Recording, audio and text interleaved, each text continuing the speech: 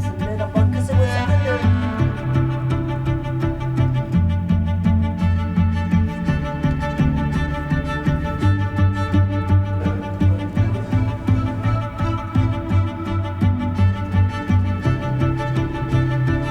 And how it started was we looked around the campus and said, we don't have a literary magazine on campus. We met with Sister Margaret Wick, who was the president at the time, and she gave us some seed money. She called it $3,000 and said, see what you can do to start a magazine.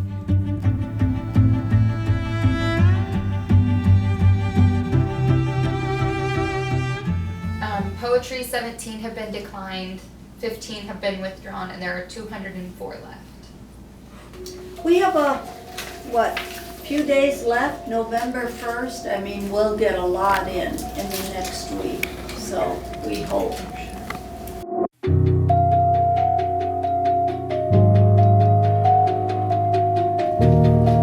Declined 4 nonfiction, and we have 3 left, 2 which have.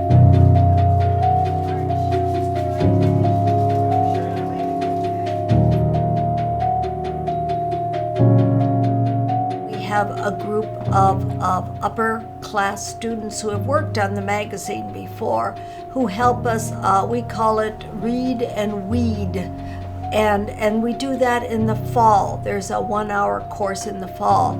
They help narrow down to give to faculty editors. Faculty editors make the final decisions.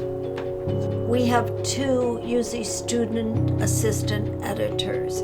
They, in essence, are kind of the leaders of the magazine. So during J term, we work 5 hours a day for 5 days a week. They work with the design editors and the student copy editors to ensure that we get a magazine. I was asked actually by Tricia Curran-Sheehan. I had submitted an essay in the early reviews, and it was accepted, and I think at that point Tricia sought me out and I accepted. Now that we have the contest for nonfiction, a lot of our submissions come in the fall, especially in October. Ryan Allen is also a nonfiction editor, so we usually split up the load, and we probably have 60 or 70 submissions. So I do a lot of reading again in October up through November, or all the way through December. It's very intense, kind of backs off in Christmas.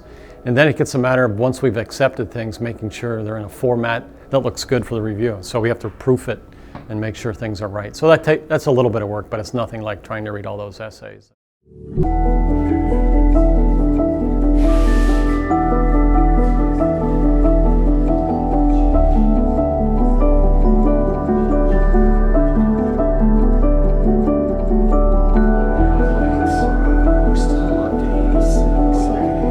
In December, then, we bring in Doug Berg to photograph all of the artwork. The artists have to submit a high quality piece that could be reproduced at a magazine. If they don't, then we have to reshoot it usually.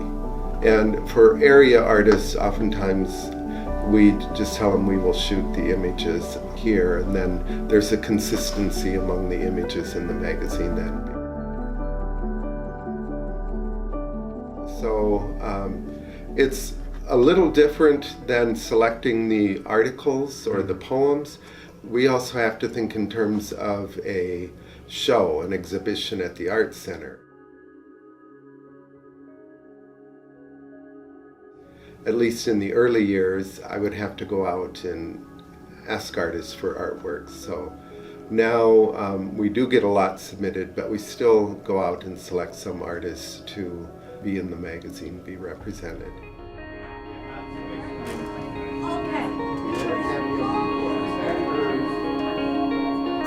We call it our Up on the Wall meeting, but it means that we finally have a magazine. We put it up on the wall, number one, so we can see visually what an artwork looks like next to a certain poem or essay or story. So it's for us to get a visual look at the magazine.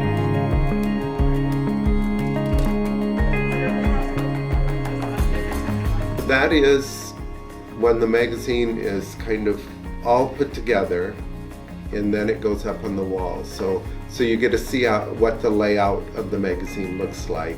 So sometimes when it's put up there, it's real glaring that this isn't going to work, or we need another poem here, because it's really the committee's first chance to see it all together.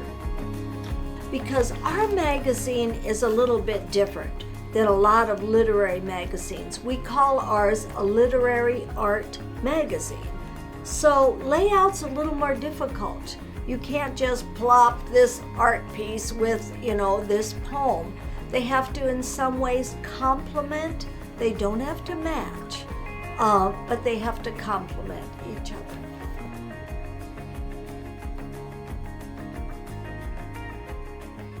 I'm Todd Barrett. I'm the curator here at the Sioux City Art Center, and welcome to everybody who's here, our supporters, and the many, many people from Briar University.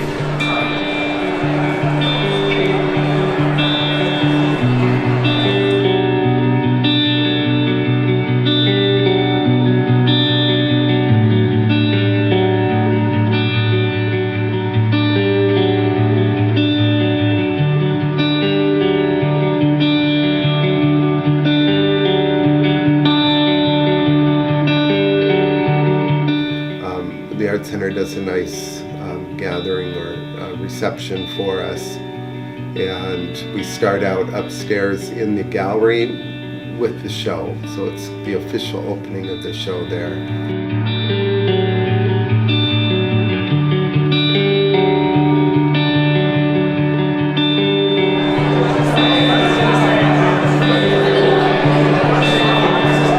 What you're seeing here, if it isn't clear, are the artworks represented in the current volume of the Briar Cliff Review. It's a cross-section of students and professional artists working in the region. We always try to make it deliberately eclectic, just focusing on individual artwork's quality, and I think we've done a great job this year. Thanks to Jeff for organizing all of this. Usually my ideas come from somewhere in life, either books or out in the world. I'll come across an intangible concept that I'd like to get to know a little better. So this piece is called Outside My Window, and this is what I see when I look out my window. I take them to a level where they're almost defined, but they leave up to you, the viewer, to finish the story.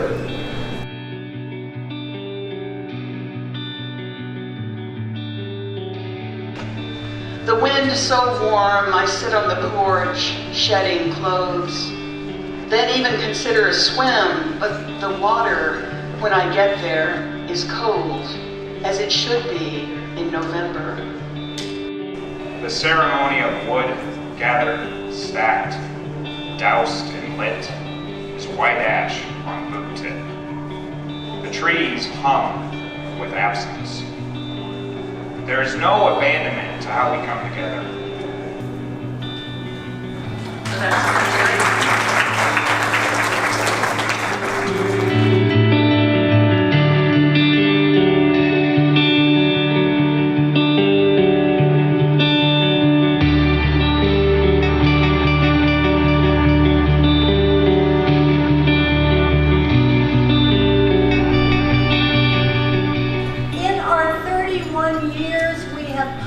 The works of 1,896 writers and artists. We know that this magazine emerges from the efforts of so many people, from the artists, the writers, faculty editors, student editors. So it truly is a collaborative project.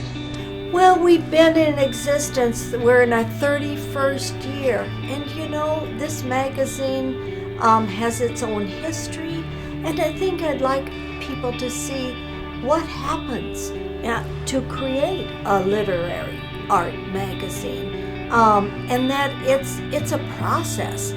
it takes a lot of eyes and ears to produce something of quality. And because over the years we have really increased our readership and probably increased our expectation of producing a quality magazine.